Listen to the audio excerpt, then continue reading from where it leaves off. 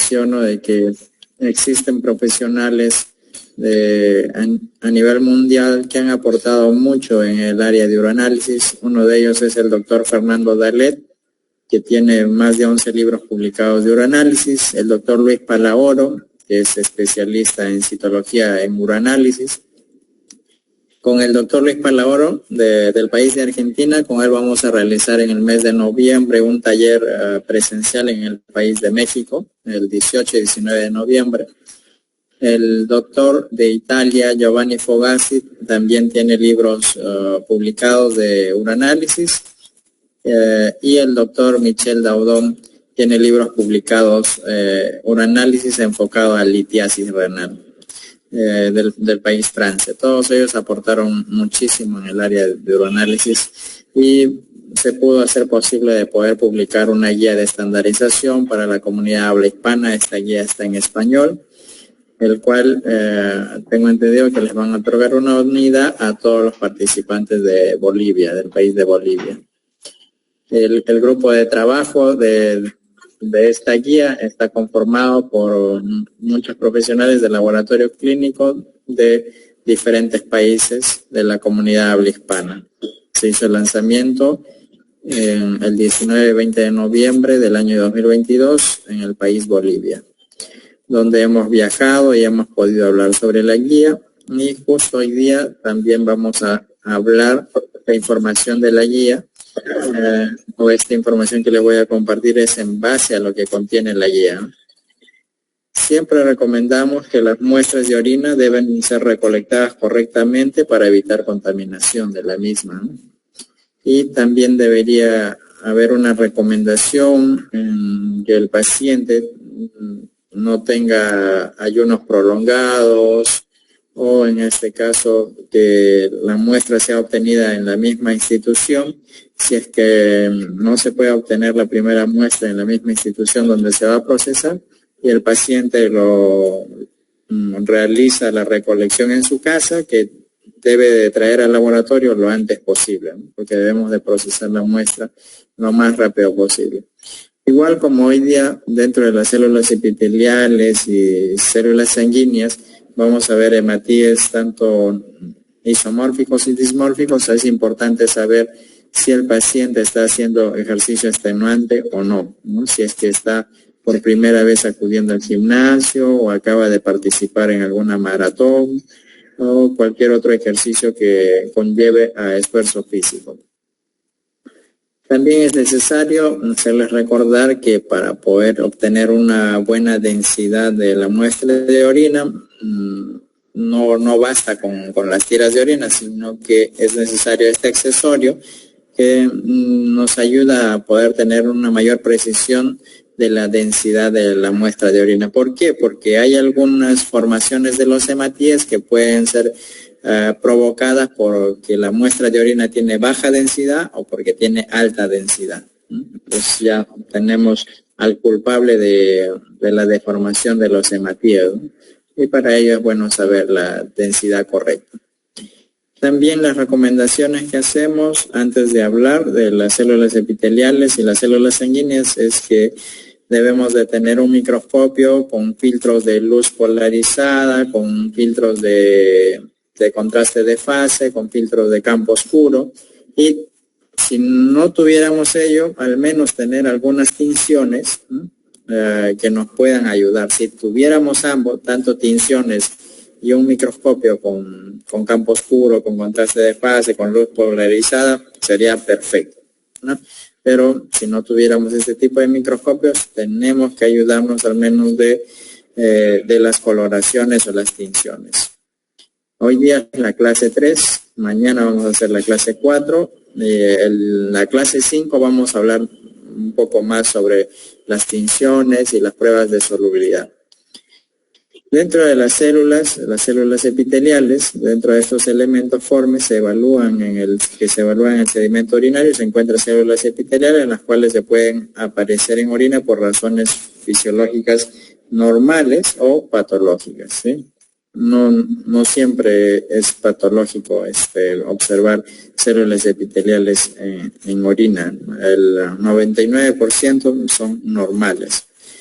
Dentro de estas células epiteliales, para poder tener conocimiento de una identificación correcta de las células en orina, debemos de leer un poquito de los libros de histología y también debemos de leer sobre los libros de citología para poder tener un panorama amplio y poder saber de que estas células que vamos a ver en orina pueden tener diferentes formas, diferentes tamaños, ¿no? Y tal vez nos puedan hacer confundir.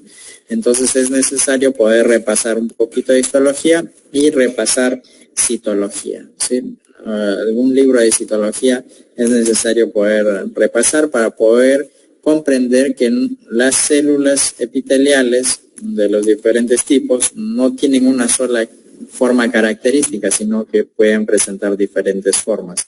Y dentro de estas, por ejemplo, la célula epitelial que ustedes están observando, puede ser superficial, el de la parte superior, el de la parte media que está en la imagen, es célula epitelial intermedio, y en la parte inferior que se ve en la pantalla es una célula epitelial parabasal o célula epitelial profunda.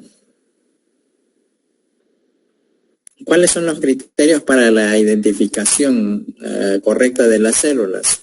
Utilizar algún método de contraste, eso significa alguna tinción, ¿no?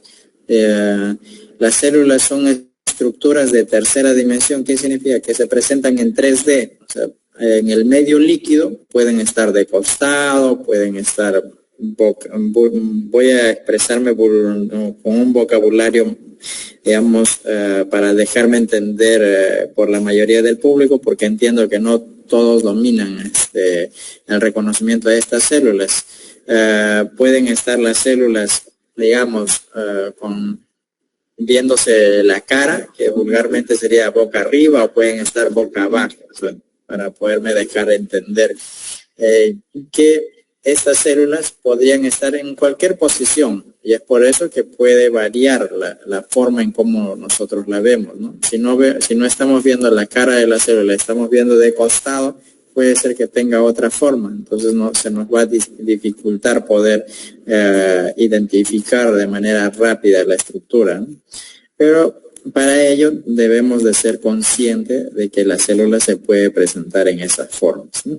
En el caso de que estamos sospechando de que una célula está de costado y me está dificultando poder identificarla, puedo dar un pequeño tope observando en el microscopio, agarro un tip amarillo o un tip azul, puedo dar un pequeño tope ligeramente, no brusco, sino muy despacio, tratando de que pueda cambiar su forma y pueda reconocerle, en este caso, a la célula que está de costado, ¿sí? Si es que no pudieran identificar rápidamente esa estructura. La otra recomendación es tener primero un panorama rápido a 10x y luego para el reconocimiento ya a 40x, ¿no? La morfología de las células puede diferir bajo condiciones normales de las células. Tienen una morfología constante, que es la que mayormente conocemos, pero estas pueden variar si es que el paciente tuviera alguna patología. Entonces, no siempre va a respetar la misma estructura, digamos, estas células. Van a tender a cambiar su morfología y para ello tenemos que conocer. Las células epiteliales del aparato urinario pueden clasificarse en cúbicos simples, que son los que se presentan en túbulo renal, en la parte interior de los riñones. Luego están las células uroteliales, que se encuentran en vejiga. Las cúbicos y las uroteliales, y también las escamosas, se encuentran tanto en varones y en mujeres, pero las cilíndricas, su predominación es en varones. Así que si ustedes ven células cilíndricas, lo más probable es que el paciente sea varón. Ojo, 99%, porque puede haber un por ciento de pacientes femeninos donde ustedes van a poder observar también células cilíndricas en mujeres, ¿sí? Pero el 99% de muestras donde observamos células cilíndricas son de varones.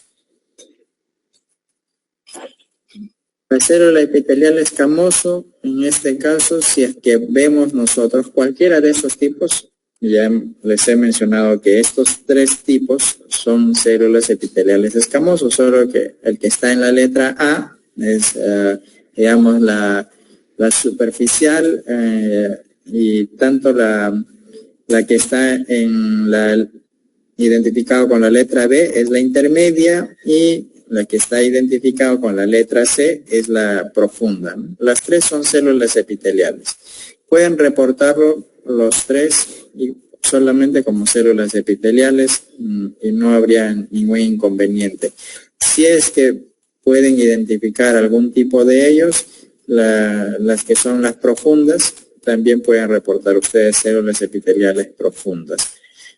Pero antes de hacer el reporte hay que conocer un poquito de datos del paciente, porque la mayoría de las células epiteliales que se ven en la muestra de orina, el 95% es por contaminación de secreciones vaginales. Entonces, no ameritaría mucho reportar el tipo si es que llegamos a saber que son por contaminación de secreciones vaginales. Pero si es un paciente que indica que está, digamos, con las hormonas variando, las hormonas femeninas, o que está el paciente dejando de menstruar, porque ya tiene una edad mayor de 50 años, por lo general en las mujeres, y observamos este tipo de células, entonces nosotros podemos sospechar que su observación es por un cambio hormonal, ¿no?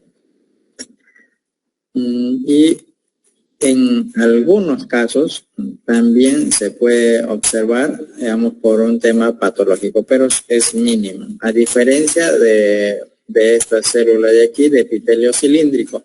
Repito, esta célula predomina en varones. Si ven estas células, hay un 99% de certeza que la muestra es de un paciente varón, ¿no? En el tracto urinario podemos encontrar el epitelio cilíndrico en la uretra y en algunas personas en la vejiga, como los nidos de von Brunn. Adicionalmente, los conductos de la vesícula seminal o próstata contienen epitelio cilíndrico que bajo ciertas circunstancias puede depositarse en orina. Intercalado en epitelio se pueden encontrar células calciformes que secretan mucinas.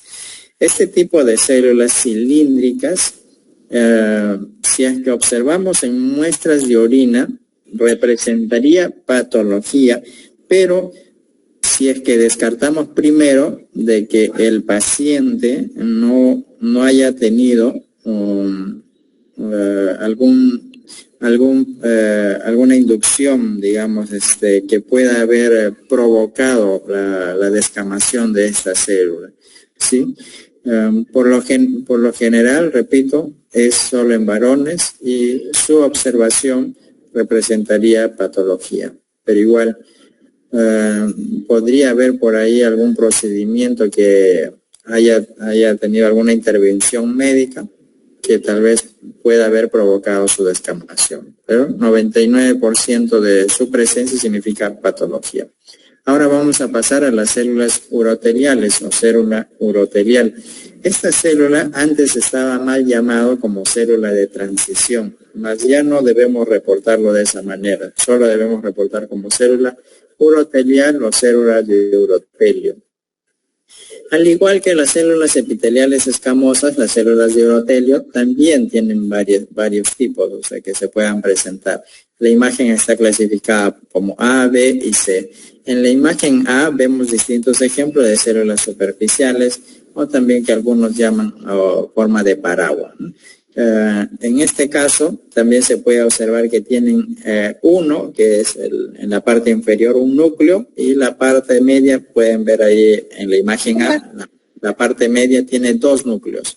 Y la parte superior tiene más de dos núcleos. O sea, si podemos contar, si ustedes pueden contar, tiene 1, 2, 3, 4, 5, 6, 7, 8. Tiene más de dos núcleos. Entonces, no podemos decir que las células de urotelio son las que tienen dos núcleos o las que tienen, digamos, más de dos núcleos, porque también puede aparecer con un solo núcleo. Va a depender de la patología con la que se encuentra el paciente, ¿no? se caracterizan por tener lados cóncavos o rectos. Si ustedes ven, cuando hemos hablado de cristales, ¿se acuerdan el cristal que tenía una forma, digamos que de 6 lados, que era en la cistina?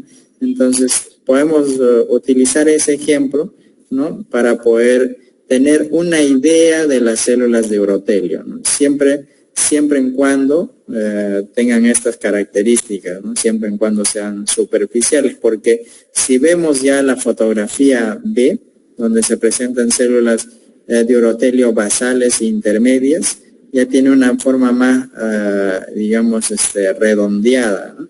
Y ahí donde está señalando la flechita negra en la imagen B, se observa con una forma pleomórfica.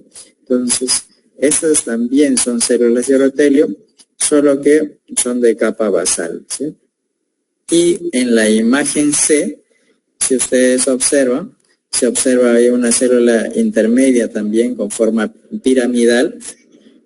Esta de aquí es como si tuviéramos un poquito de idea artística, lo vamos a ver como una pirámide, pero que está así, inclinada como una pirámide, ¿sí? Con 2 células basales que están aquí al pie, las que están de color azul, ¿no?, vendrían a ser células de urotelio basales, que son las redondas.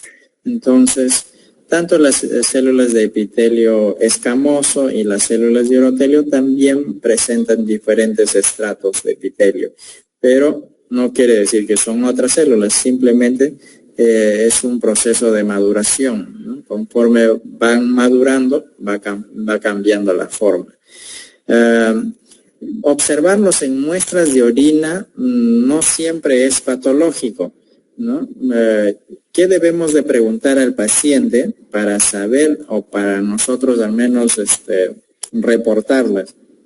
Que el paciente no le hayan recolectado la muestra de orina por sonda, ¿sí? Si es que la enfermera o el médico me trae una muestra, yo tendría que preguntar a la enfermera o al médico o al técnico o al auxiliar, tendría que preguntar si es que el paciente está con sonda o no, si la muestra que me está entregando ha sido obtenida por vía de sonda o no. Si me dice que sí, el paciente está con sonda y la muestra la han recolectado justo por esa vía, significa que las células de urotelio que yo estoy observando, el 99%, o sea, tengo que pensar y echarle la culpa a la sonda, ¿sí? Ahora, ¿por qué tendría que preguntar si es que el paciente está con sonda y si la muestra ha sido obtenida por sonda?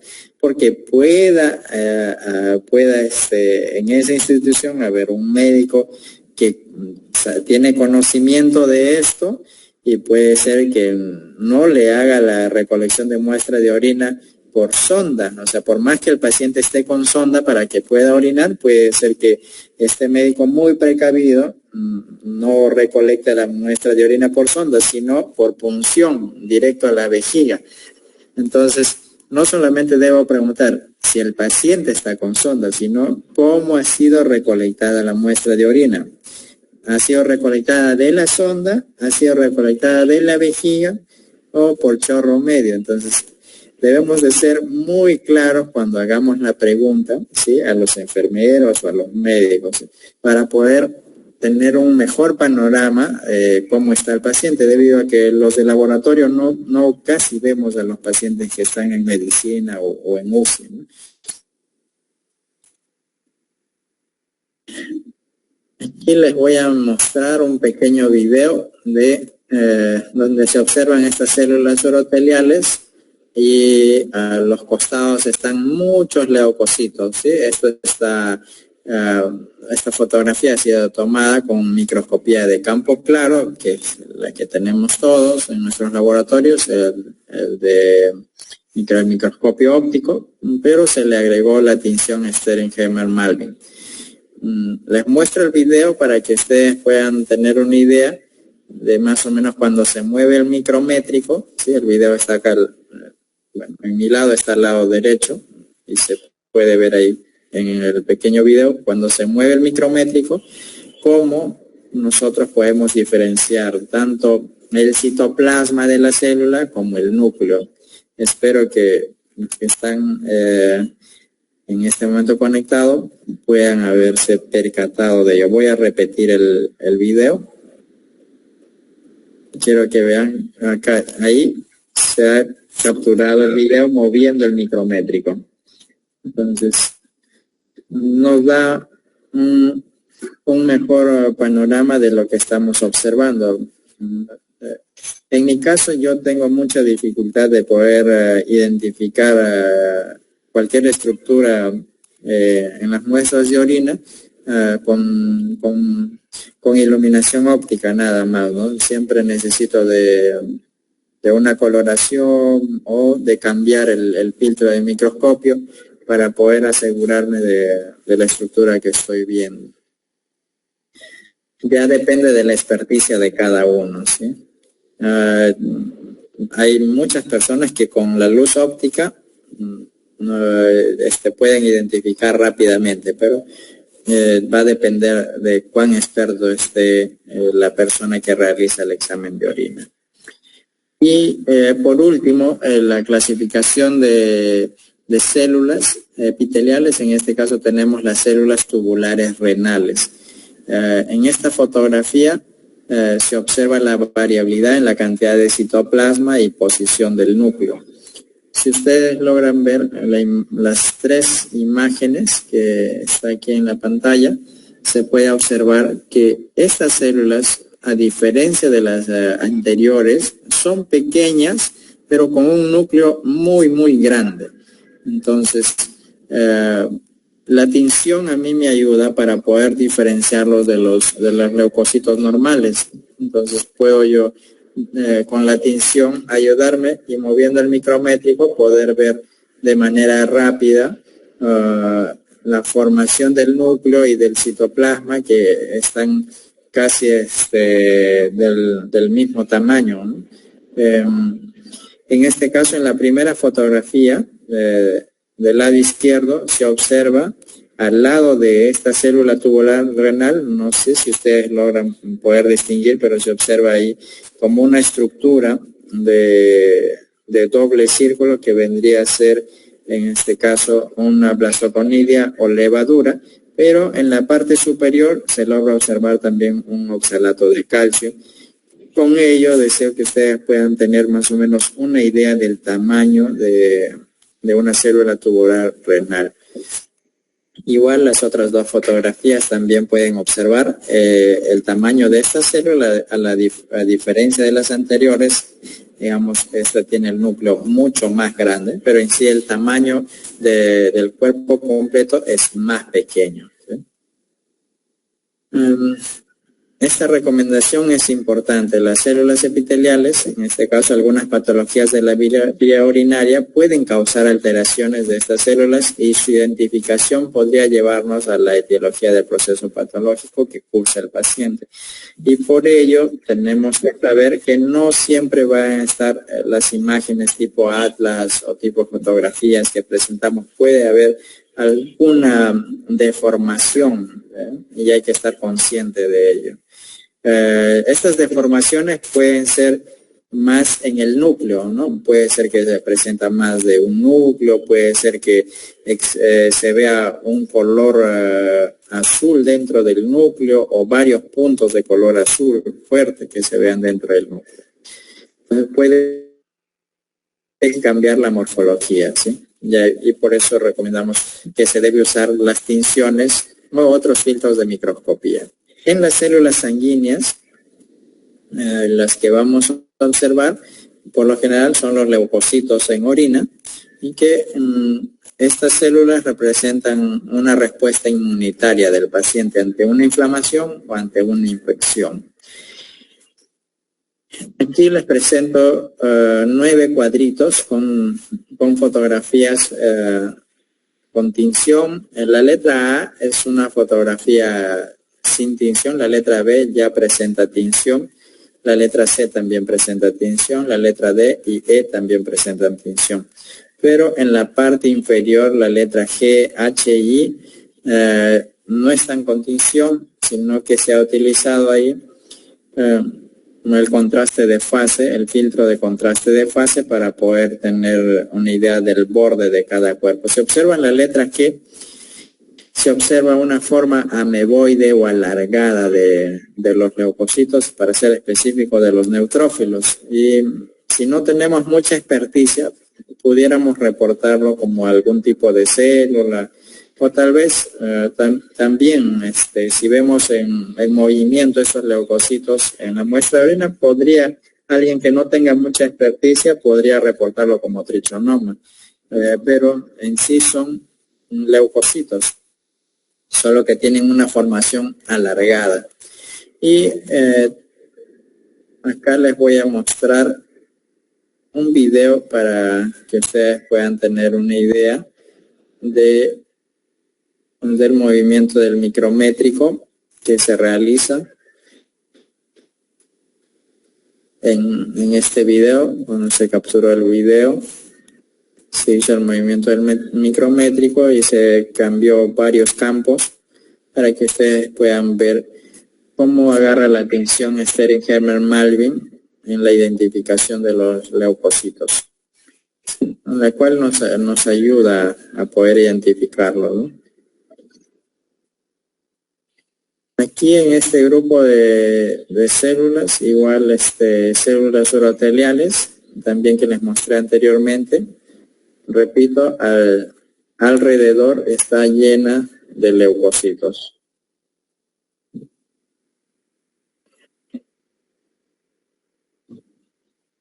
Y ahí está el video,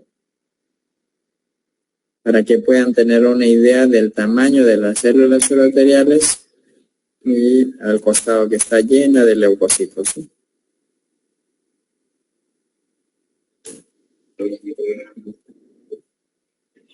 Aquí les muestro otro video también de leucocitos, pero estos leucocitos tienen movimiento en la parte interna, a lo que antes se le llamaba como leucocitos centellantes o leucocitos activados, ¿no? Actualmente la recomendación de la guía de estandarización es reportar todas estas estructuras simplemente como leucocitos.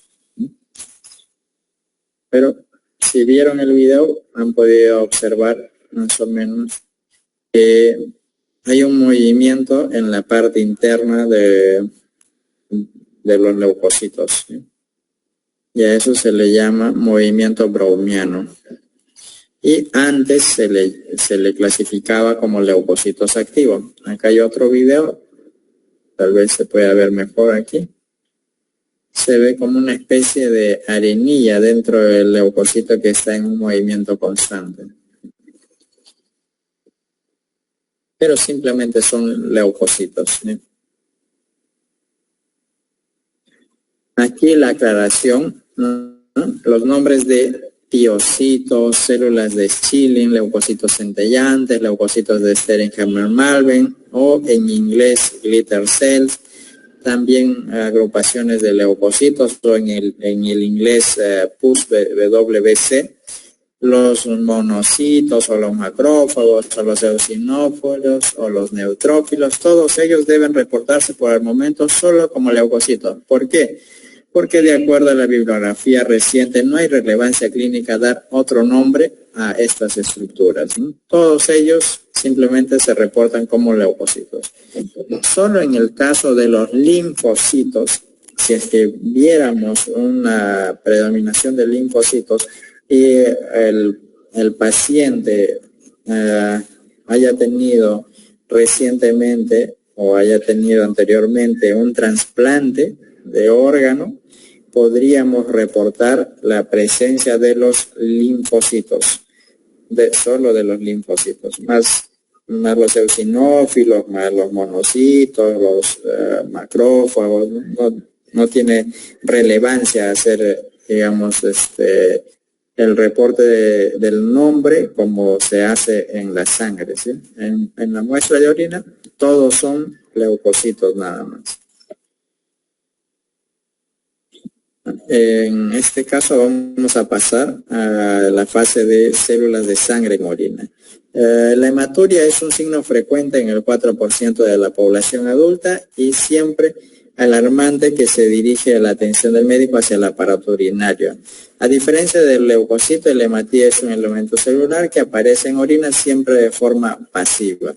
Un adulto sano excreta en condiciones normales hasta 150.000 hematíes al día. Esta cifra puede aumentar tras esfuerzo físico. Por eso se debe de preguntar a los pacientes si han empezado a acudir a un gimnasio recientemente o realizan algún trabajo o algún deporte que necesita, digamos, mayor esfuerzo físico, ¿no? Un adulto sano excreta en condiciones normales hasta 1.500 hematíes por día, cifra que puede aumentar tras esfuerzo físico hasta 300.000 o 400.000 hematíes por día. Esto lo supone en el mayor de los casos con una diuresis de 1 a 500 mililitros diarios, una concentración de hematíes inferior a 0.3 por microlitro. ¿Qué quiere decir? Que máximo podemos considerar como normal hasta 5 hematíes si contamos a 40X, ¿sí? De 0 a 5. En los rangos de la mayoría de los laboratorios se establece de 0 a 3, pero el máximo hasta 5. Mayor de 5 hematíes ya se consideraría patológico.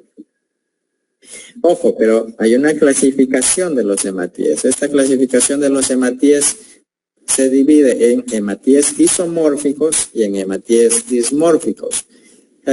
¿Por qué puede cambiar la forma un hematíe?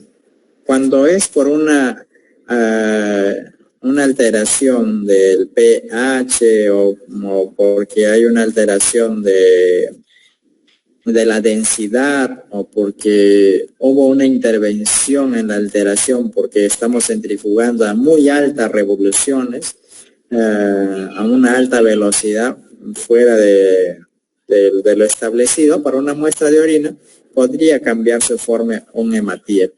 Entonces, al lado izquierdo de esta imagen están todos los cambios que puede tener de forma los hematíes. Pero estos cambios de forma no representan un daño renal. O sea, puede ser que el paciente tenga estas formas que pueden ser llamadas de forma normal, de forma estrellada, forma fantasma o gigante, forma septado, forma monodiverticular.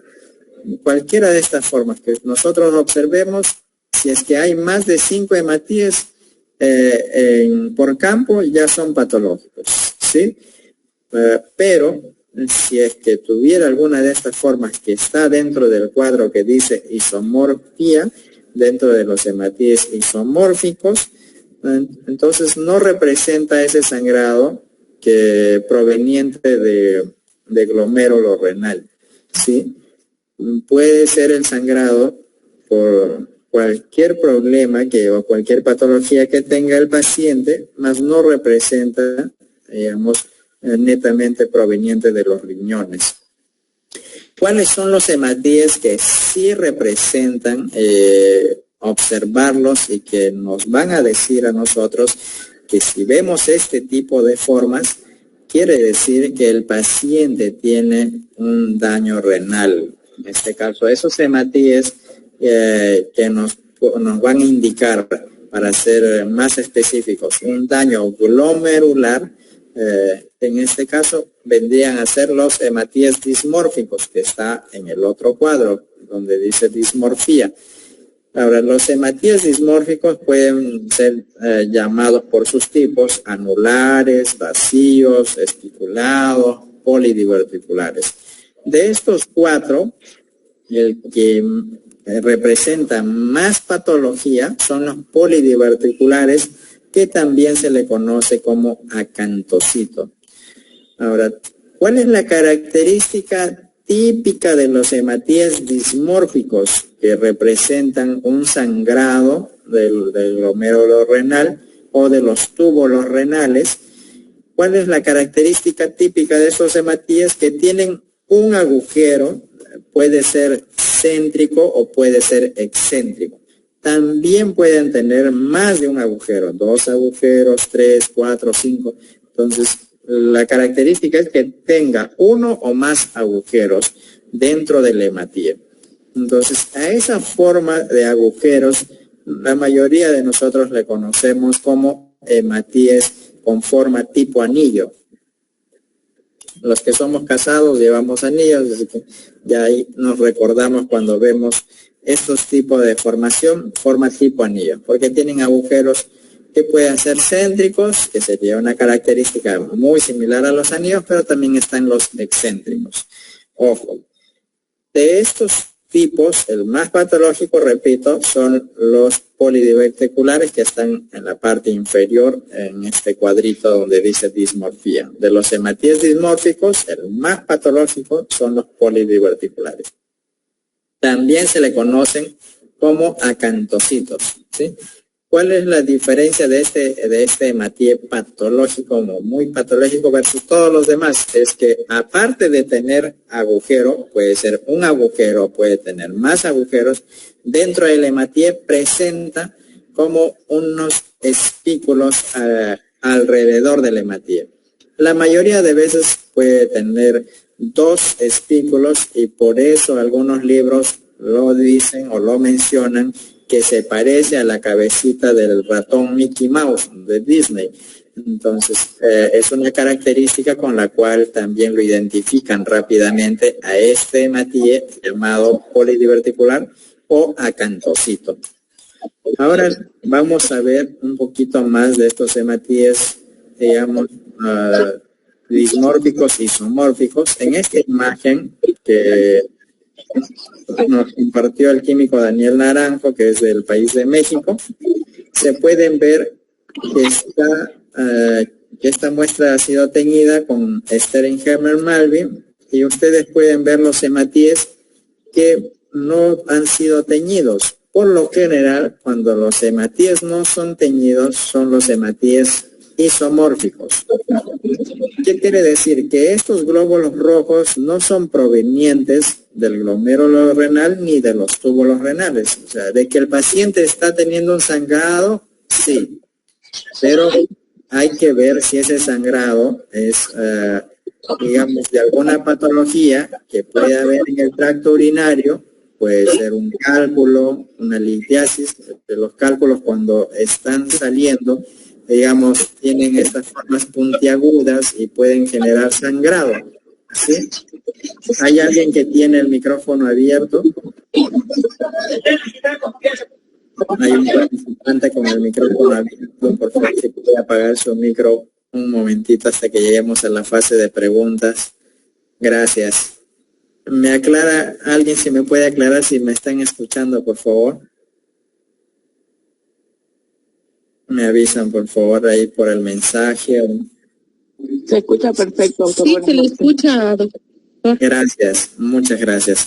Aclaro, estos hematíes que se ven, si ustedes tuvieran tinción de Steringermer Malvin, se pueden darse cuenta rápidamente que no son dismórficos porque no se han teñido, pero no siempre prima, digamos, estas características. En la mayoría de los casos no se tiñen los hematíes, digamos, isomórficos, o los hematíes normales no se tiñen, entonces eso nos ayuda. Pero puede haber ahí algún caso raro en que sí se va a teñir, así que tengan mucho cuidado, ¿sí? Ahora les voy a mostrar más fotografías de hematíes isomórficos que tienen, digamos, otra característica de formación que no son los típicos que hemos visto acá, los redonditos, digamos, que vemos, sino que tienen una formación donde podemos ver más el borde y se puede ver un poquito más grande, ¿no? Ya estos hematíes se les llama hematíes fantasma, pero siguen siendo hematíes isomórficos. No son hematíes dismórficos.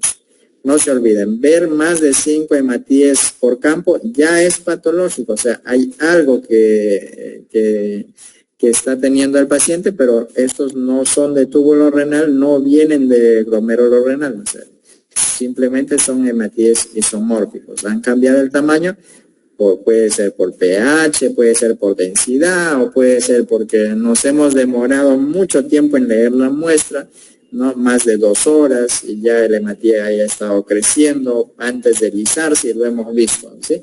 Cuando ya están posiblemente a punto de lisarse, pueden tener esta característica que está en el centro, que son los hematíes crenados. Estos no son dismórficos, siguen siendo isomórficos, pero ya ha cambiado su forma. Y a la parte final, estos hematíes septados, que tampoco son dismórficos, siguen siendo hematíes dismórficos, ¿no? Acá, si podemos ver acá una de las fotografías, podemos ver que hay 1, 2, 3, 4, 5, 6, 7 hematíes, 8 hematíes.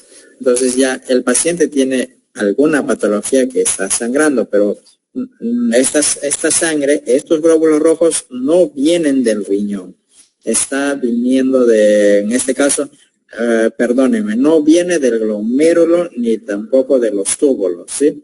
Puede ser que el sangrado sea de riñón, pero puede ser por un cálculo, ¿sí? Más no está viniendo por un problema de funcionamiento del glomérulo renal o de los túbulos renales.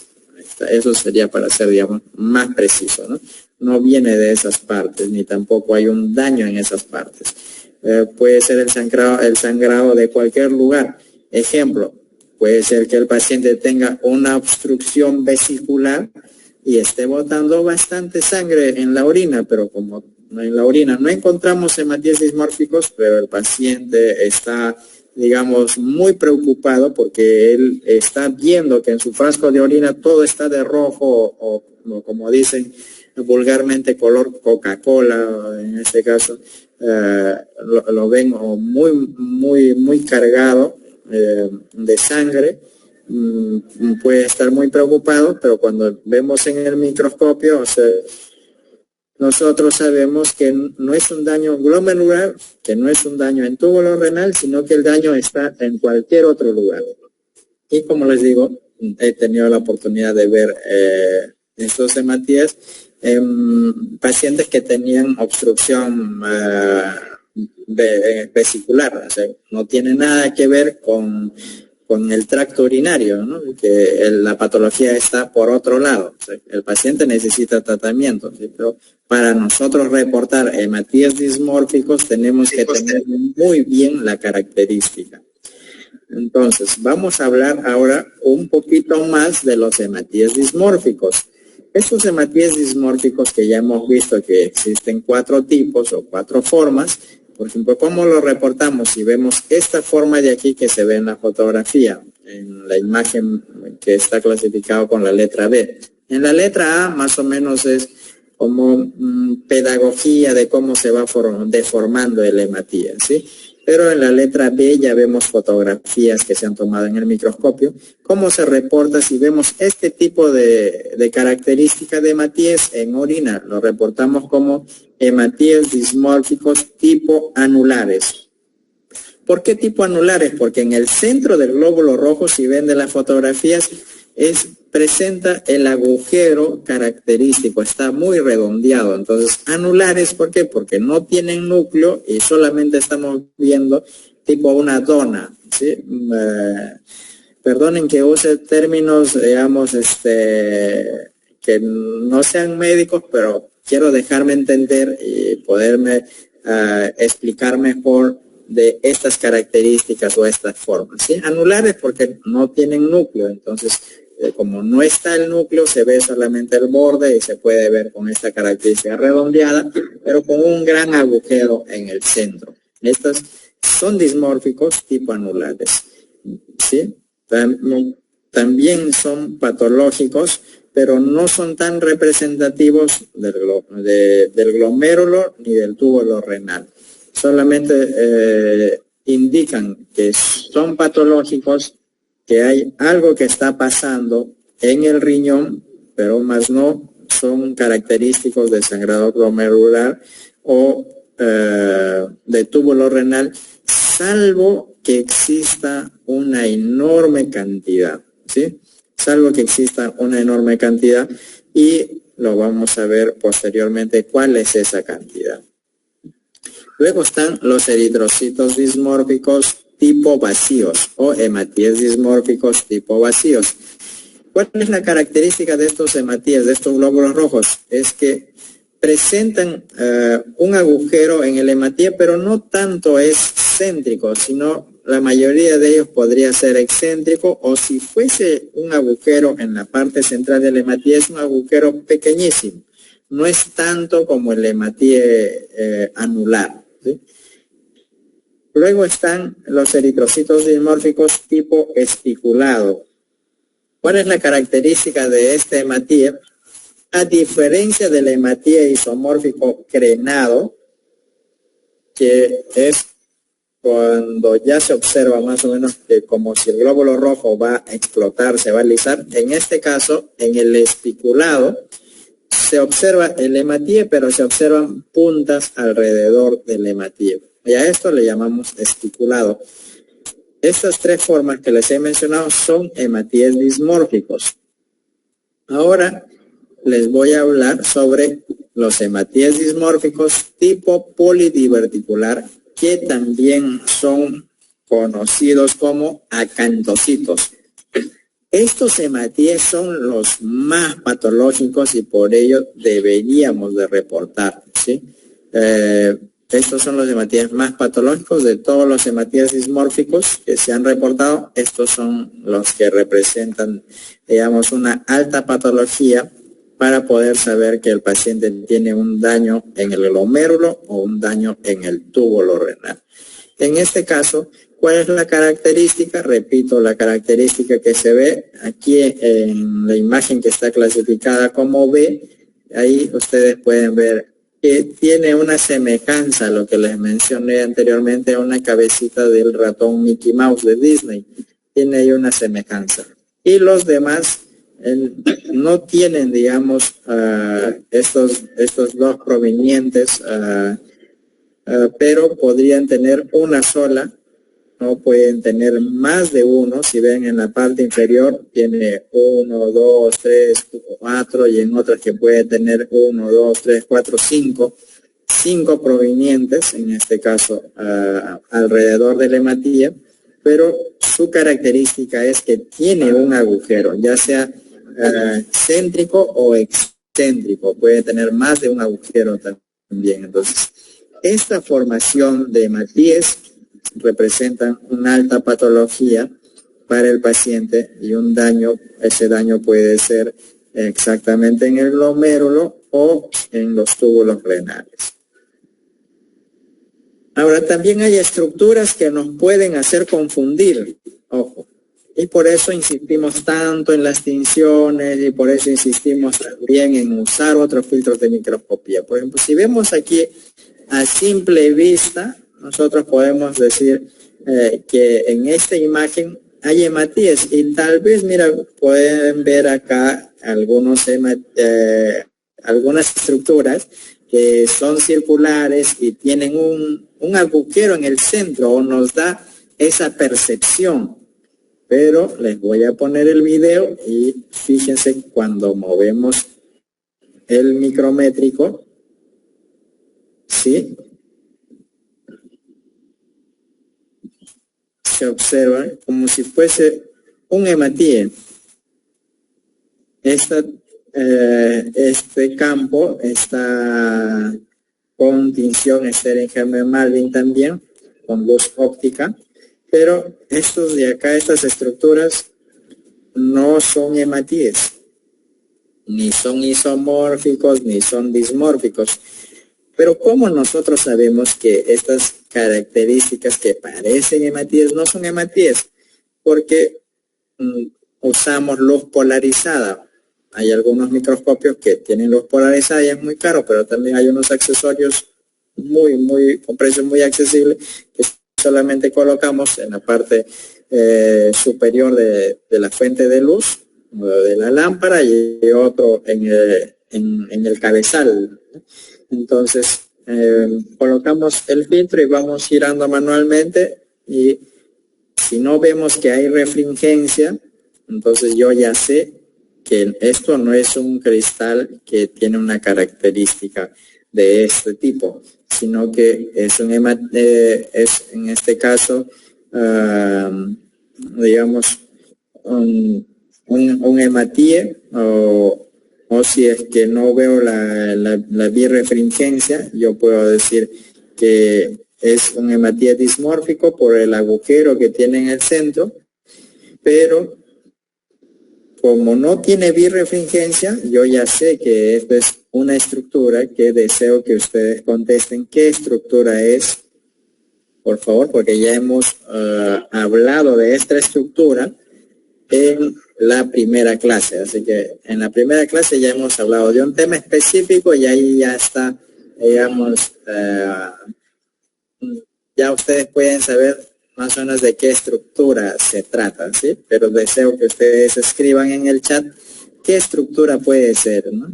Y el cual le está ocasionando que alguien que no tenga mucha experiencia puede confundirse con un hematíe. También les he mencionado que ha sido coloreada con Sternheimer-Malvin y no han sido teñidas, ¿sí? También ahí tienen una ayuda.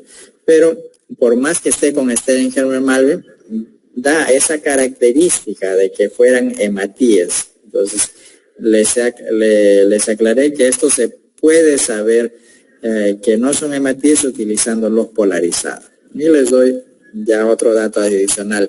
Tiene birrefringencia positiva, o sea, sí se nota, digamos, los colores cuando se usa la luz polarizada. A ver, escriban en el chat, por favor, qué estructura puede ser, ¿sí? Ya les he dado muchas pistas, ¿eh? Repito, ahí está el video. Se está moviendo el micrométrico. Listo. Ahora, acá voy a leer en el chat cuando finalicemos. Por favor, les pido que vayan escribiendo en el chat su respuesta para esta pregunta que les he realizado.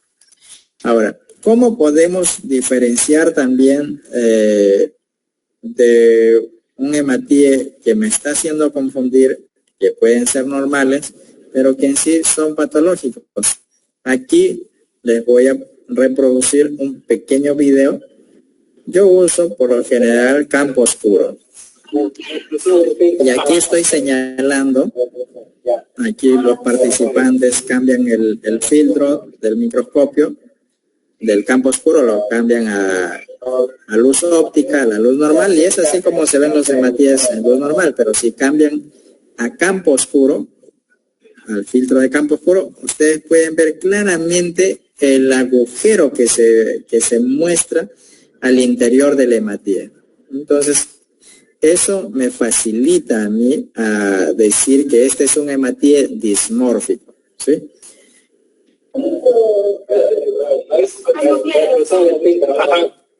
Ahora, aquí les muestro una fotografía donde estoy señalando un hematíe dismórfico, pero hay muchos más.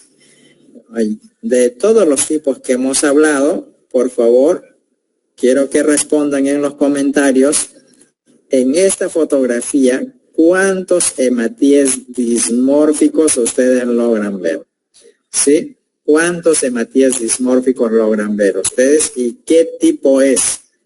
De todos los que hemos hablado, deseo que respondan qué tipo de hematíe dismórfico y cuántos hay en esta fotografía. A ver, pueden ustedes ahí visualizar todos los hematíes que se observa aquí en este campo oscuro, y del que estoy señalando, ¿cuántos hay en este campo, en esta fotografía?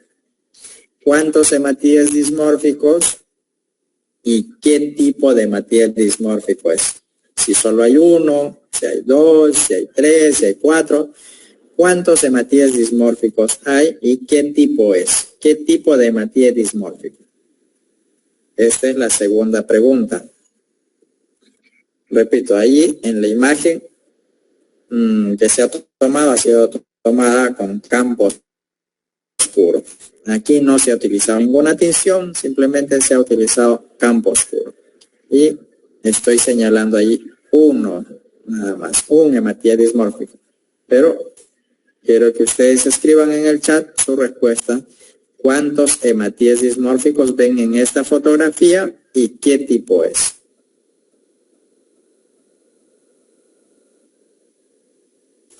Bien.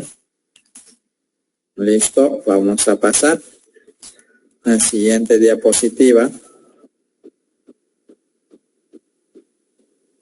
Pregunta, ¿cómo se realiza el procedimiento del conteo de los hematíes dismórficos? A ver, si alguien lo sabe, puede abrir el micrófono, por favor, y responder. ¿Cómo se realiza el procedimiento del conteo de los hematíes dismórficos? ¿Hay alguien del público que sí sabe o que sí lo realiza?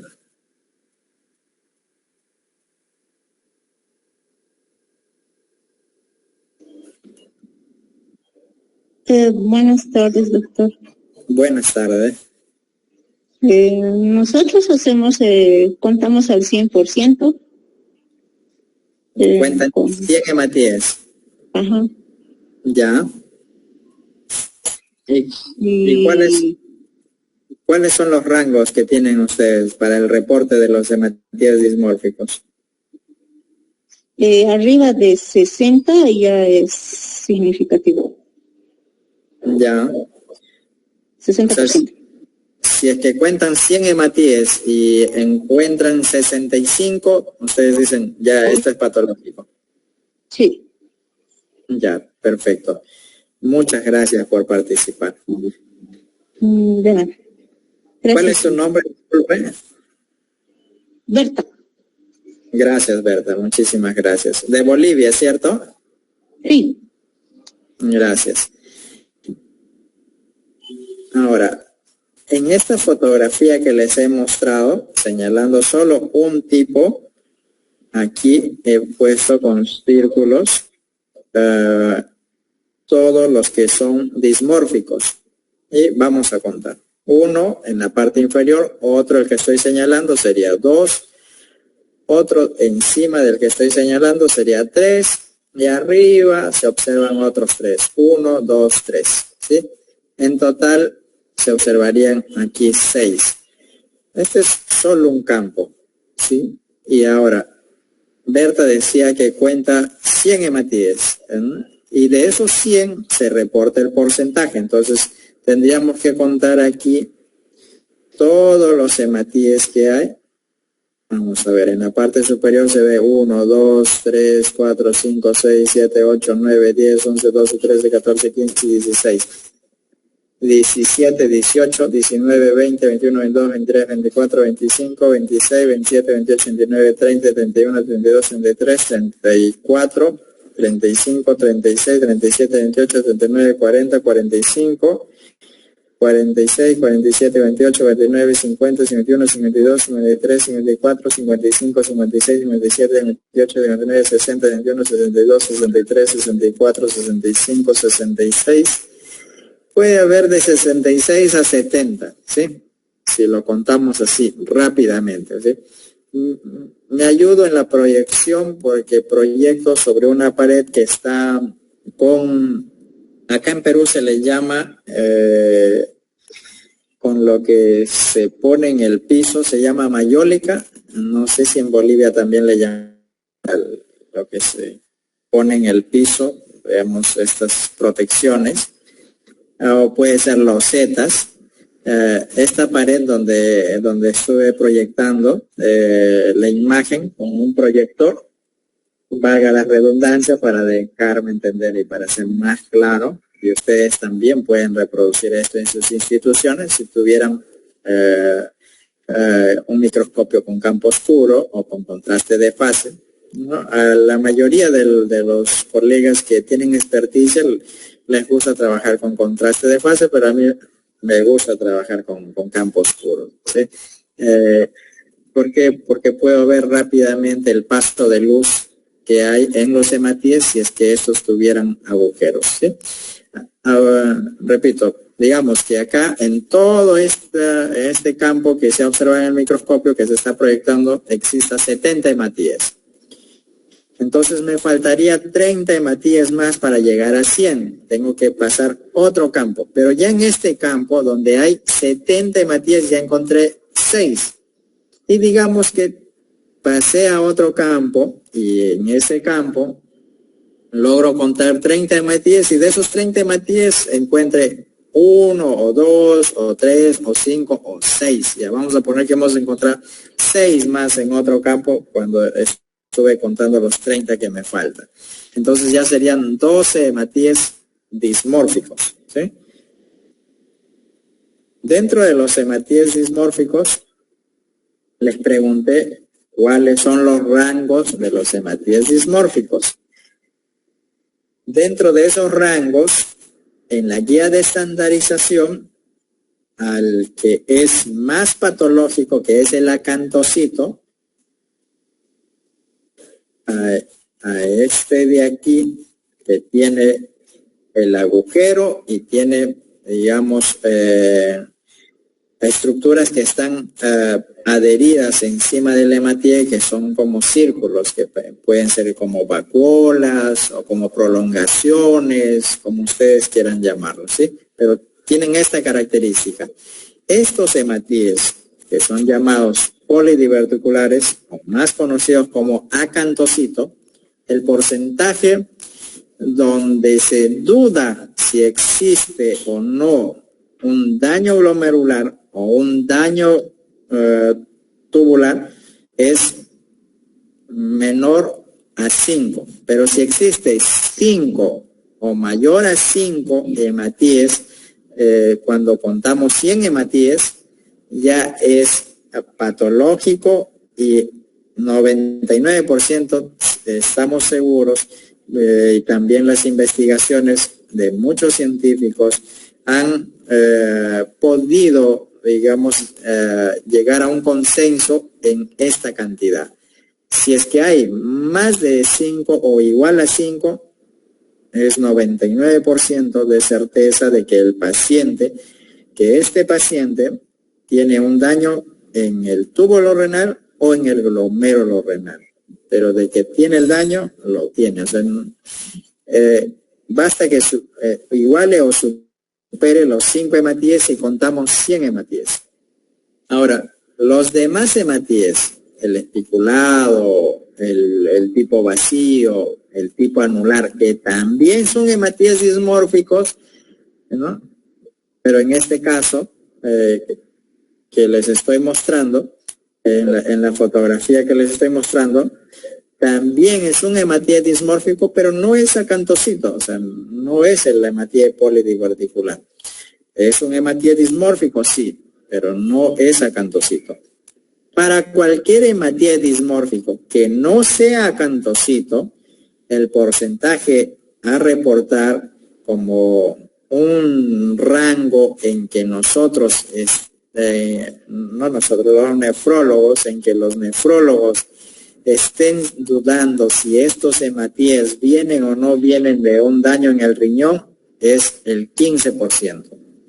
Si es que supera o igual al 15%, ya hay una alta probabilidad de que lo que se está contando, estos hematíes dismórficos, representen una patología que exista en el riñón enfocado, digamos, a los glomérulos o a los túbulos renales, ¿sí? Del 15%. La mayoría han llegado a ese consenso. Antiguamente se manejaba el rango de 60%, como nos decía Berta, hasta hace años anteriores, se manejaba el rango de 60, y también otros autores hasta 80 o 85%. Decían que si había más de 80 o 85 hematíes en 100 hematíes contando. Ahora, cuando el paciente tiene un sangrado, como ustedes pueden ver, en un solo campo ya casi hay 100 hematíes. Acá, en esta muestra, no se nota la fotografía completa, pero si ustedes cuentan, cuando ven muchos hematíes, por lo general en un solo campo ya hay 100 hematíes, pero puede haber que en la muestra exista poca cantidad de hematíes. ¿Y qué pasa si es que yo he montado la muestra y estoy viendo hematíes dismórficos, pero en los 10 campos, solamente, o en los 20 campos, o en todas las muestras, solo he encontrado 50 hematíes, y de esos 50 hematíes, solo he encontrado 10 que son dismórficos. Entonces tengo que cargar otra muestra y seguir contando. Y si en la otra muestra solo encontré 25 hematíes y solo un dismórfico, ya tengo 75 hematíes y tengo que seguir cargando y llegar hasta 100. No importa cuántas láminas cargas, pero tienes que llegar a 100 hematíes. De esos 100 hematíes, tienes que decir cuánto es el porcentaje de hematíes dismórficos. Ahora, el porcentaje de rango de los hematíes dismórficos, repito, el porcentaje de rango que se debe de tener en el resultado que vamos a emitir para los hematíes dismórficos es mayor a 15%, pero mayor o igual a 15%, pero si son acantocitos, si son hematíes dismórficos acantocito, ahí le tenemos que crear otro rango referencial y decir mayor o igual a 5%. Entonces, para que el nefrólogo pueda tener esa ayuda del laboratorio, de lo que ustedes están encontrando son hematíes, digamos, acantocitos, ¿no? Ya él tiene un mayor panorama ya del daño que está teniendo el paciente en el glomérulo o en los túbulos renales. Espero poder haber aclarado un poquito el tema del reporte y de las características de los hematíes, tanto dismórficos, puede ser de cualquier tipo, y el de tipo de los acantocitos, ¿sí? Si hubiera alguna duda, igual escriban por favor en el chat. Ahora les voy a preguntar, estas estructuras que están viendo, ¿cómo lo reportarían? A ver, por favor, si pueden escribir en el chat. No tanto me gusta a mí proyectar imágenes de campo claro, porque no, yo supongo que ustedes tampoco no lo logran ver muy bien, pero la mayoría de ustedes trabaja solo con campo claro, con campo óptico, y por ello me veo obligado a mostrarles una imagen sin tinción, ¿sí? Porque es así como la mayoría trabaja en los laboratorios. Entonces, esta imagen, por favor, me escriben ahí cómo reportarían, qué estructuras serían estas imágenes, o esta imagen que estoy mostrando. Ahora les voy a pasar otra imagen. Estas estructuras, ¿qué pueden ser? Igual está sin tinción, está con campo claro. El de la parte superior, ¿sí? Ahí el de la parte superior. Esta imagen, el laboratorio de acá de la ciudad de Lima compartió la imagen, una colega, Yulisa Reyes, de acá de Perú, me envió esta imagen y también me envió la imagen con la tinción azul de toluidina, y con azul de toluidina se pudo ver así. Entonces, ya viendo la tinción ya puede tener una mejor idea de qué células eran. ¿Cómo ustedes reportarían esta última imagen?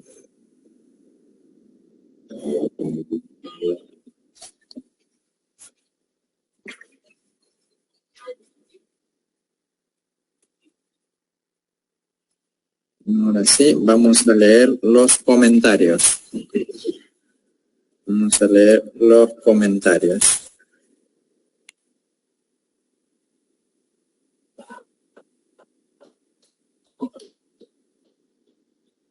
Vamos a leer los comentarios.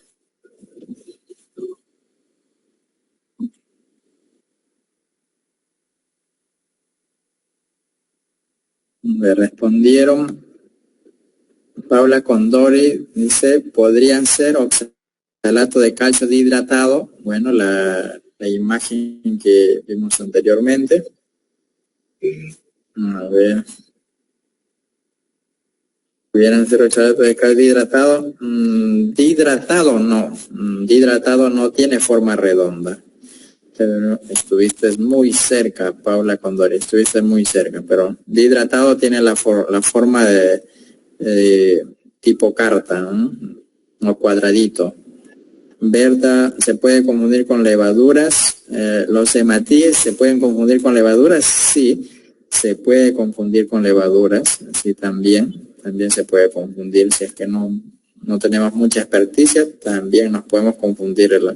Cuando hay levaduras podemos reportarlas como hematíes, ¿no? Pero el de la imagen no eran levaduras. A ver, ¿hay alguien que desea responder? Voy a volver a repetir o voy a volver a proyectar esa imagen a ver si me deja el aplicativo. De los que estuvieron atentos, no sé si alguien puede activar el micro porque no encuentro la respuesta correcta. ¿Alguien se anima? Monohidratados. Berta, sí, ya, ahora lo vi al final tu respuesta. Sí, excelente, Berta, sí, son cristales oxalato de calcio monohidratado. Así es. Entonces, ¿cómo nos podemos dar cuenta? Se coloca el accesorio de luz polarizada y vemos que tiene la birefringencia característica, el oxalato de calcio monohidratado. Entonces, ya no digo que son hematíes, simplemente son oxalatos de calcio monohidratado. Elsie Peña Cabrera, sí, así es, oxalatos de calcio monohidratado. Bien.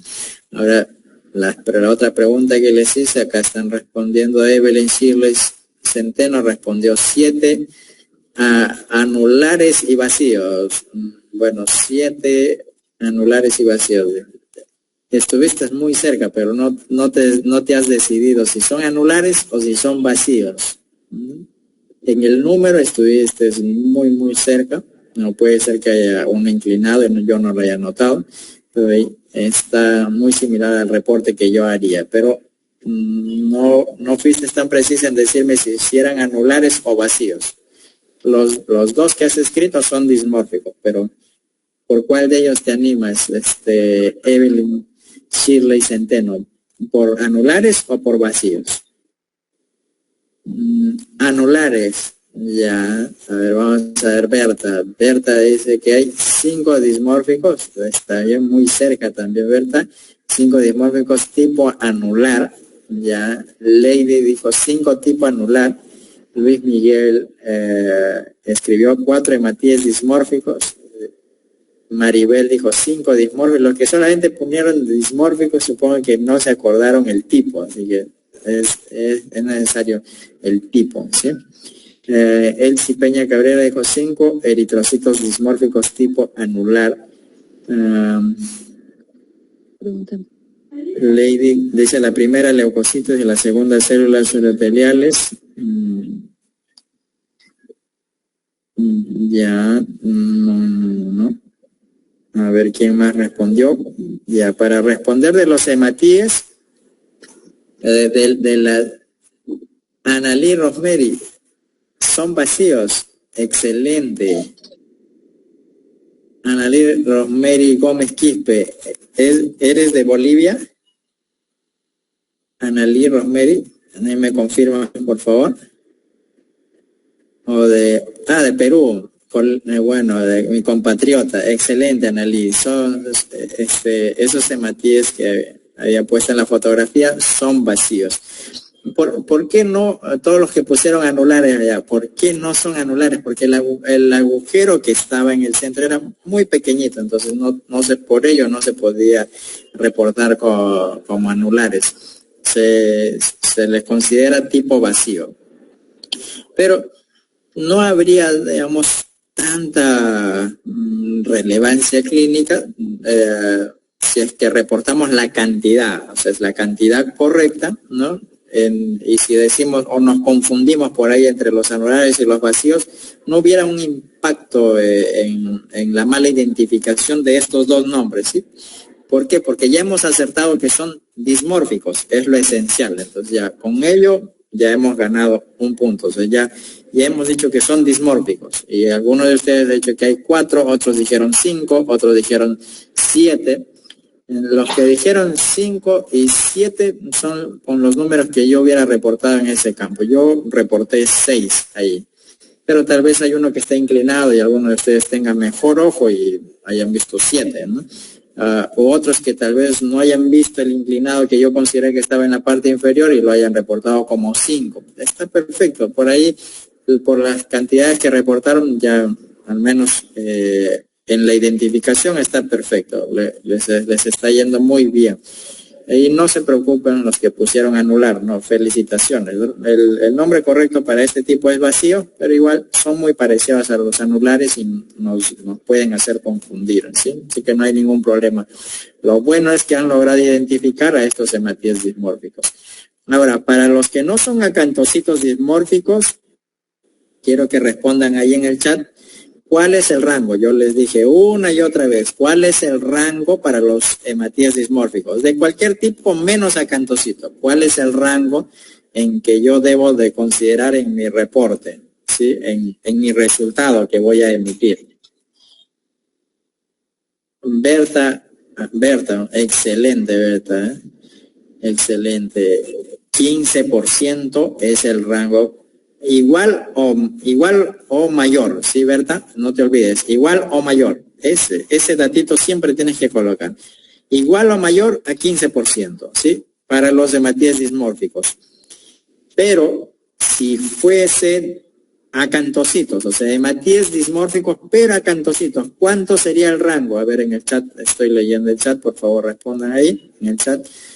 Acantocitos, si fueran acantocitos, igual o mayor a 5%, excelente su lema respondió primerito, igual o mayor a 5%, excelente. Entonces, si ya le pones el rango y el nefrólogo lee tu resultado donde dice que has encontrado 7% o 10% o 15% de acantocitos, ya está él con seguridad, le hace su seguimiento especial a ese pacientito porque ya se ha detectado que hay un daño exclusivamente en el glomérulo o en el túbulo renal, ¿no? Y ya el nefrólogo le tiene que hacer el seguimiento correspondiente. Ahora, de la imagen que proyecté, solo que acá en el Meet no logro poder retroceder la imagen. Berta levantó la mano. Sí, Berta, puedes hablar. Abre el micrófono y puedes hablar, porque vi que levantaste la mano. Sí, doctor, yo tengo una duda. Si digamos mayor a 15, mayor a 15, no, eso del mayor o igual a 15%, ya, los hematíes dismórficos. Claro, pero digamos si encuentro los dos como acantocitos y dismórficos, los otros tendría que reportar por separado, ¿verdad? Excelente pregunta, Berta. Siempre soñé que alguien me hiciera esta pregunta desde que inicié con las charlas, pero nadie hasta ahora me había hecho esta pregunta. Pero siempre anhelé que esta pregunta llegase. Berta, ¿trabajas con algún hospital o con algunos pacientes específicos donde ya hayas visto estos hematíes o no? Sí, proceso orinas también, y veo, pero yo lo reportaba todo junto. O sea, ¿Tu hospital, o sea, exclusivamente trata pacientes con problemas renales o todo tipo de pacientes? Hay de todo, hay todas las especialidades. Ok. Felicitaciones, Berta. Va muy bien, Berta. Solamente hay algunos puntitos que espero haber aportado a tu conocimiento y puedas ir modificando ya tu resultado con la información actual de la guía de estandarización en uroanálisis, ¿no? Que hemos lanzado en el Instituto de Estandarización Laboratorio Clínico del Perú. Tengo entendido que a los participantes de Bolivia les van a entregar la guía en físico, es lo que mencionaron los organizadores, ¿no? Y ahí en la guía recomendamos nosotros en este caso el porcentaje que les he mencionado y a la pregunta que me has realizado, si es que yo encuentro, digamos, por lo general, este es, digamos, como algo por la experiencia, por lo general, cuando el paciente tiene acantocitos, por lo general tiene una gran cantidad, pero hay pocos casos en que existen pacientes en que tienen menos del 5%, y ahí es un dolor de cabeza porque el nefrólogo no, va a tener que hacerle seguimiento al paciente a ver si es que supera ese 5% o si disminuye, ¿no? Se le hace seguimiento. Pero ¿cómo reportamos nosotros? Ejemplo, a la pregunta de Berta, si encontramos 30 hematíes dismórficos y de los cuales 6 son acantocitos, yo tengo que reportar el porcentaje de acantocitos, 6% acantocito con mi rango de referencia, pero a la misma vez tengo que reportar hematíes dismórficos, y ahí pongo entre paréntesis los tipos que he encontrado, digamos, he visto anulares, vacíos, ¿no? Le pongo ahí los tipos que he encontrado, pero escribo la cantidad total considerando también los acantocitos. O sea, si encontré 25 dismórficos entre anulares, entre vacíos, entre espiculados, encontré 25 y encontré 6 acantocitos, ya no son 25, serían en total 31. Eso sería el porcentaje total de hematíes dismórficos. Pero aparte, exclusivamente los acantocitos los reporto muy aparte, solitos, porque estos son más patológicos, solitos los reporta. Acantocitos, 6%, ¿sí? De los 100 hematíes que hemos encontrado. Entonces tendríamos ahí dos reportes, uno donde están los dismórficos y aparte el dismórfico acantocito o polidiverticular, solito, ¿sí? Para que el nefrólogo ya pueda tener, digamos, un panorama muy rápido y él no esté preguntando qué tipo de dismórficos habrá visto en el laboratorio. Pero antes de reportar, uno tiene que entrenarse y buscar la forma de cómo reconocer, digamos, a estos hematíes. Con luz óptica, ¿sí se puede? Sí se puede. Hay muchos laboratorios que solo trabajan con luz óptica y sí, hacen la diferenciación muy bien de los acantocitos, de los demás hematíes dismórficos, ¿sí? Pero recomiendo, de manera muy particular, recomiendo usar tinciones que nos puedan ayudar a diferenciar, ¿no?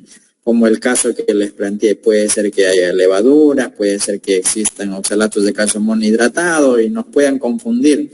Y la idea es, digamos, acá en Perú decimos una frase, no meter la pata, decimos, no dar mal un resultado. Entonces la idea es no cometer error, porque lo que vamos a reportar va a repercutir en el tratamiento del paciente. Ahora, la otra pregunta que les había mencionado era de...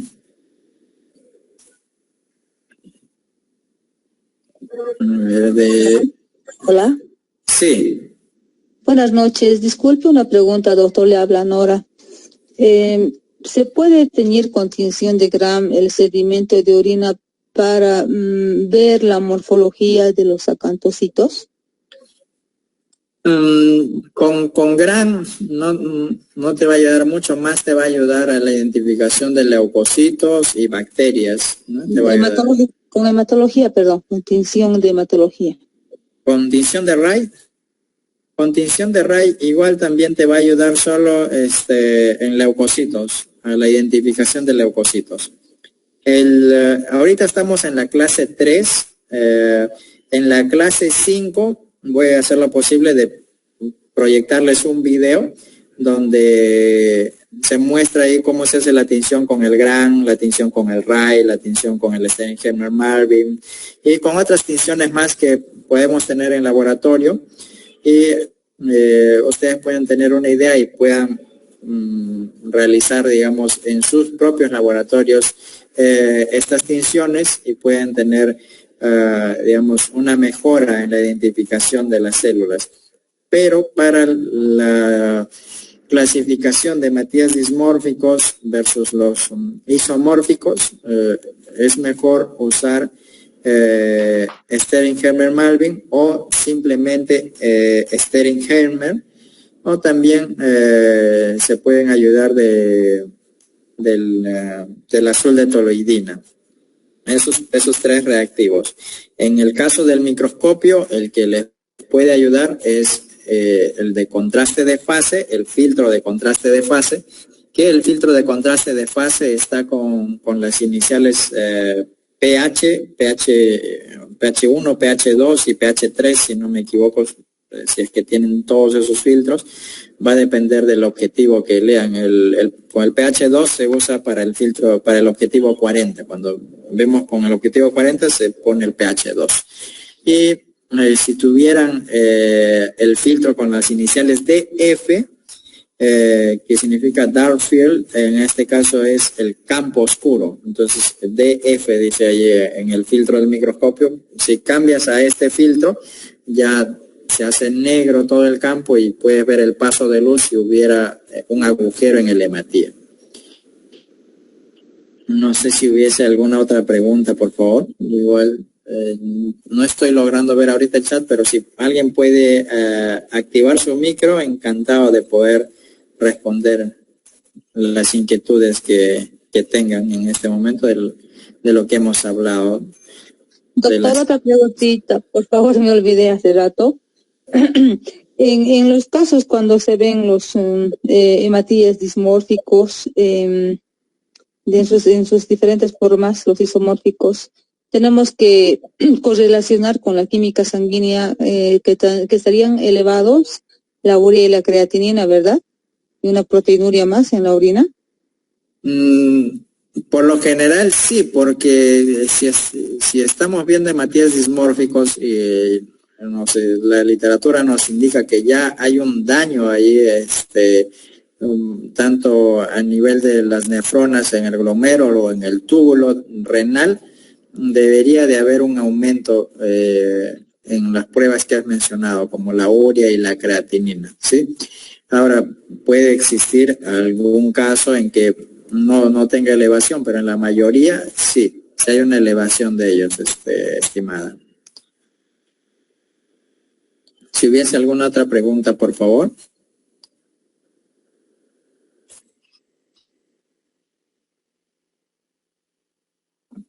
Es un buen punto a considerar, la pregunta que acaban de realizar es un buen punto, ¿no? ¿Sí? Si es que ven hematíes dismórficos, igual ir corriendo al área de bioquímica y preguntar, ¿no? ¿Cuál es el resultado de urea y de creatinina de ese pacientito, ¿no? Y ya si ves que está elevado, estás con mayor certeza de lo que estás viendo son hematíes dismórficos, ¿no? Pero por ahí puede haber una excepción, ¿sí? Así que no cierro, no hay que encasillarnos, ¿sí? En que ves la urea y la crea que no está elevada y estás viendo aquí los hematíes dimórficos y no los reportas, no puede haber, no siempre se cumplen las reglas en todos los pacientes, ¿sí? Puede existir algún pacientito que no tenga por ahí elevado la urea y la crea y se vean los hematíes dismórficos. ¿Hubiera alguna otra pregunta, por favor?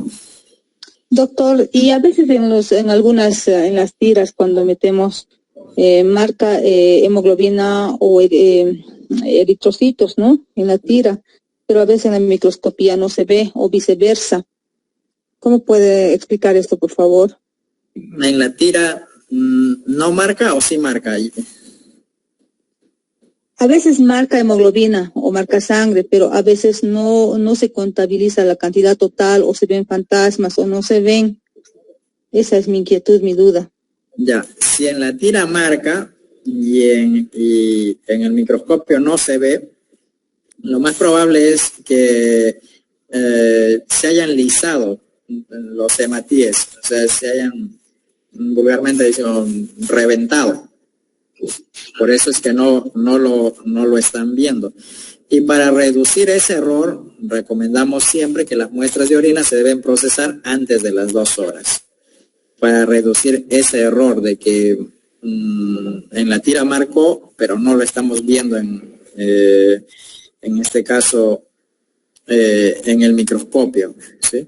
Para reducir ese error hay que procesar las muestras antes de las 2 horas. Pero por lo general, si la tira ha detectado muy bien y no es una falla de la tira, significa que han lisado, o si el paciente hace ejercicio extremo o el paciente es su primera semana de que ha empezado a asistir al gimnasio y está haciendo ejercicios extenuantes, puede ser que lo que ha detectado la tira no sea hemoglobina, sino sea mioglobina, ¿sí? Y lo que representa es que están lisándose las células musculares del paciente, de sus músculos, y eso es lo que ha generado la expulsión en orina de mioglobina. Las tiras también detectan mioglobina. Entonces, por eso siempre recomiendo yo al paciente que recolecte su muestra en la institución, en el laboratorio, que vaya temprano, recolecte en el baño del laboratorio y lleve la muestra al área, se procese lo antes posible y se pueda descartar, digamos, estos puntos que son generados en la preanalítica, ¿no? Y hacer la pregunta también al paciente ayuda bastante a poder descartar esta incertidumbre en el análisis. Muy buena la pregunta. ¿Habría otra pregunta, por favor?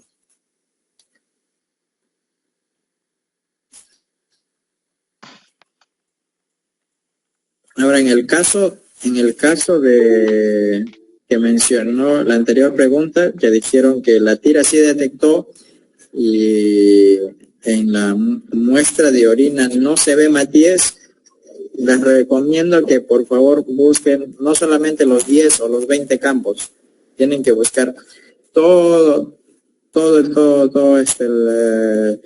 digamos el espacio que hay de la laminilla, por favor. Puede ser que por ahí encuentren algún cilindro eritrocitario y ya, listo, ya tienen ahí el reporte con seguridad de que lo que ha detectado la tira sí es ciertamente sangre, ¿no?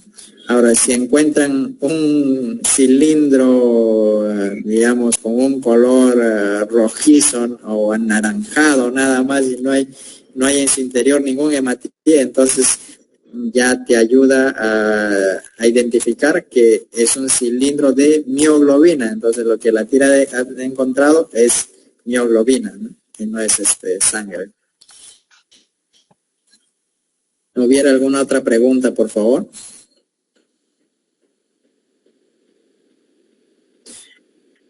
Hay una pregunta que ninguno de ustedes me ha respondido. Creo que me han evadido la pregunta, pero voy a volver a proyectar. Voy a volver a proyectar. A ver cómo puedo proyectar.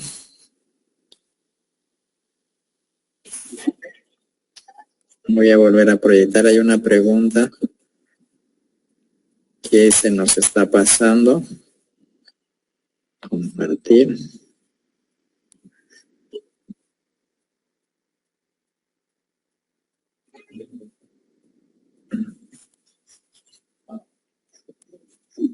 Compartir.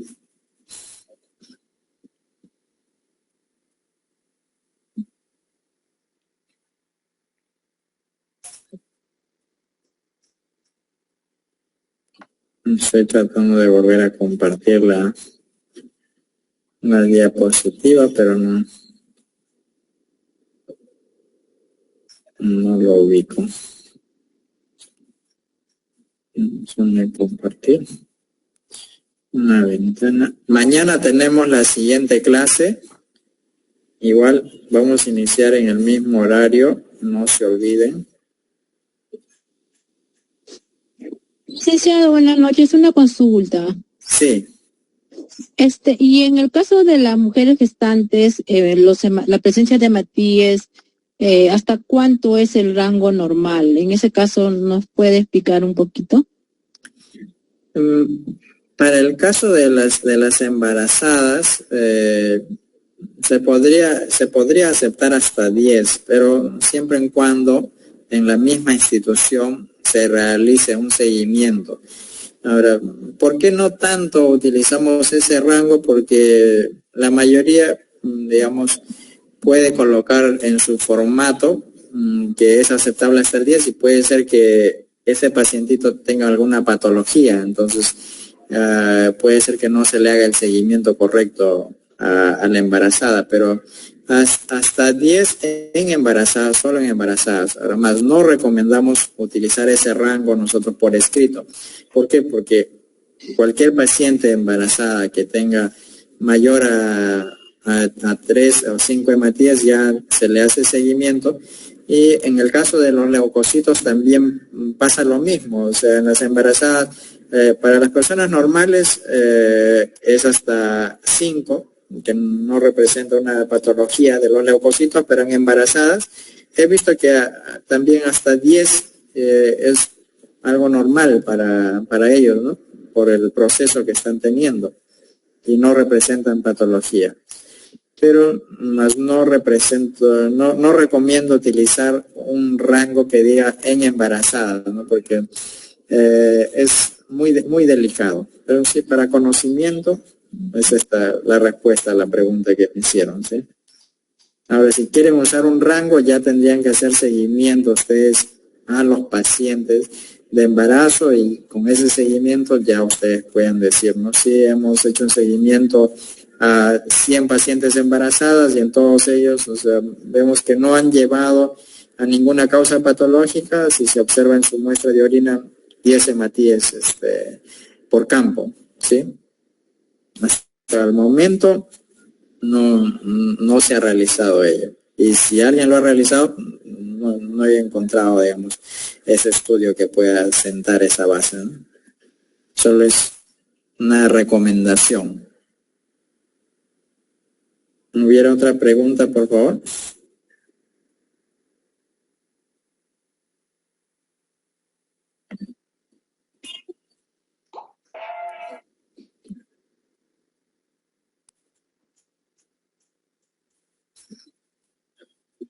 No logro identificar la diapositiva, pero sí, hoy día no me han respondido una pregunta. Les había hecho una pregunta sobre un campo que no estaba coloreado y no he visto las respuestas, pero ya, como no puede compartir la diapositiva, se salvaron. Mañana, por favor, no se pierdan la clase. No sé si estará alguien por favor, del comité organizador, para que nos confirme si mañana vamos a usar el mismo link. Sí.